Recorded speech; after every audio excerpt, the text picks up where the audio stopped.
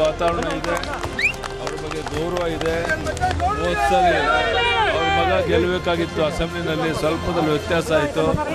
ಎಲ್ಲರ ಸಹಕಾರ ಬಚ್ಚೇಗೌಡರು ಇರೋದ್ರಿಂದ ದೊಡ್ಡ ಲೀಡಲ್ಲಿ ಬಚ್ಚೇಗೌಡರು ಗೆಲ್ತಾರೆ. ಈಗಾಗಲೇ ಅವ್ರ ಕೆಲಸ ಪ್ರಾರಂಭ ಮಾಡಿದ್ದಾರೆ. ನಮ್ಮ ರಾಜ್ಯದ ಮಾಜಿ ಮುಖ್ಯಮಂತ್ರಿಗಳು, ಬಿಜೆಪಿ ಪಕ್ಷ ಅಧ್ಯಕ್ಷರು ಸನ್ಮಾನ್ಯ ಶ್ರೀ ಯಡಿಯೂರಪ್ಪನವರು ಕೋಲಾರ ಮತ್ತು ಚಿಕ್ಕಬಳ್ಳಾಪುರ ಭಾಗಗಳಲ್ಲಿ ಬರಪೀಡಿತ ಜಾಗಗಳಾದ್ರಿಂದ ಭಾಗಗಳಲ್ಲೆಲ್ಲ ರೈತರಿಗೆ ಭೇಟಿ ಕೊಟ್ಟು ಅವ್ರ ಪರಿಸ್ಥಿತಿನ ತಿಳ್ಕೊಂಡು ಜಿಲ್ಲೆ ಮಟ್ಟದಲ್ಲಿ ಜಿಲ್ಲಾಧಿಕಾರಿಗಳ ಹತ್ರ ಮೀಟಿಂಗ್ ನಡೆಸಿ ಏನು ವ್ಯವಸ್ಥೆಗಳು ಮಾಡಬೇಕು, ರೈತರಿಗೆ ಅನುಕೂಲ ಮಾಡಿಕೊಡ್ಬೇಕಂತ ಇವತ್ತು ಇಲ್ಲಿ ಬಂದಿರತಕ್ಕಂಥ ಸಂದರ್ಭ.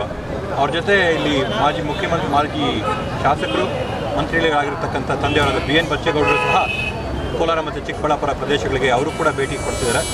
ರೈತರಿಗೆಲ್ಲ ಅಲ್ಲಿ ಏನು ಅವ್ರಿಗೆ ಸಹಾಯ ಆಗಬೇಕು ಅಲ್ಲಿ ನೋಡ್ಕೊಂಡು ಬರೋದಕ್ಕೆ ಇವತ್ತು ಇಲ್ಲಿ ಸೇರಿರ್ತಕ್ಕಂಥ ಸಂದರ್ಭ. ಮುಂದಿನ ದಿನಗಳಲ್ಲಿ ಇವತ್ತು ಜಿಲ್ಲೆ ವೈಸ್ ಟೂರ್ ನಡೀತಾ ಇದೆ.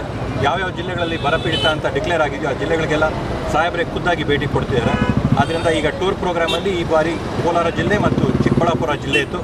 ಗ್ರಾಮಾಂತರ ಭಾಗಕ್ಕೂ ಕೂಡ ನಾವು ಬಂದು ಎಲ್ಲ ಕಡೆ ಹೋಗಿ ಎಲ್ಲ ಕಡೆ DC ಗಳ ಹತ್ರ ಮೀಟಿಂಗ್ ನಡೆಸಿ ಏನೇನು ರೈತರಿಗೆ ಅನುಕೂಲಗಳಾಗಬೇಕೋ ಅವ್ರಿಗೆ ಸಿಗೋ ಹಾಗೆ ನಾವತ್ತು ಹೋರಾಟ ಮಾಡ್ತೀವಿ ಪಕ್ಷದ ಪರ.